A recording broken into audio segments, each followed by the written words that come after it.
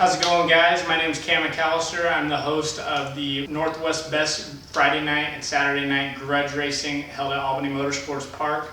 First of all, I want to say congratulations to everybody that made it out at the last race and got to be a part of the list. We've got some new people that have never been a part of it. We've got some bikes that are faster than we've ever had on our list.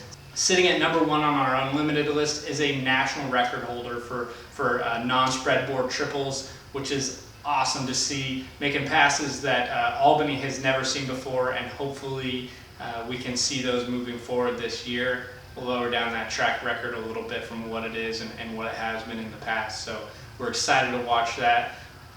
Congrats to everybody, whether you're on the single cylinder, twin cylinder, or unlimited list, for making it onto those lists, and thank you very much for coming out and supporting us. We look forward to having a couple more races this season. Next one is August 12th on a Saturday night. It's a few weeks from now, but we do have an awesome race in the Pacific Northwest Shootout hosted by Chris Arnett, and working with the Leach family to make that happen. I'm very excited for that. We've got a lot of rumors stirring around about a North versus South shootout that is going to be probably one of the best grudge matches that we've ever had at Albany, and maybe that's ever happened on the West Coast. We've got about 15 different matchups, and look for those for the artwork for those call outs, because you're going to be seeing all that stuff here shortly. My recommendation to you guys from out of state is bring what you got and bring your cash, because we're ready to take it. So I have to give a shout out to Darcy and Steve Summerlin on Arlene for taking the win and taking the money against ATV Park Central Matt McCormick. This has been a race that has been pretty highly anticipated. They've raced him a lot of times last year and could not squeak out the win, even though they were very close a few times. This time they did it in 2 passes. It didn't go to 3. They handled it quick.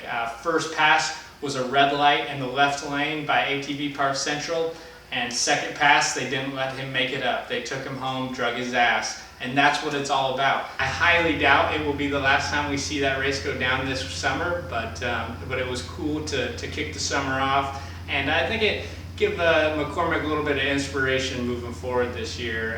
He's been kind of at the top of that list, and maybe he's been slacking a little bit. One thing that I do want to talk about, and I kind of want to defend, is the fact that I allowed people to qualify with slips from out of state or different tracks than Albany. So whether you raced at Riddle, if you raced at Louisiana, Bakersfield, Avenal, Dome Valley, Michigan, I don't care where you raced. What I really want to do is incentivize people to go race other places, support these other tracks, and hopefully the racers there will see that and do the same for Albany. Every single one of those bikes that qualified on that list deserved to be there. There was a couple bikes that couldn't come to the first race. I knew that ahead of time. They let me know, and they'll be at the next race. If they're not at the next race, they'll be immediately removed from the list. But the next grudge race, we're going to get to see a showdown between Arlo Coley and John Cleveland, both of their bikes, which are sub 3.3 bikes. 3.19 is what John Cleveland's bike ran down in Bakersfield, and Arlo's bike went 3.21. And that is going to be a kick-ass race. Then we've got Arlo Coley's new bike, which they call the Copperhead, racing up against Orlando Sanchez's bike, which is a very fast bike. He's been fighting some issues with that and couldn't make it to the first race, but that's going to be another good showdown that's going to happen.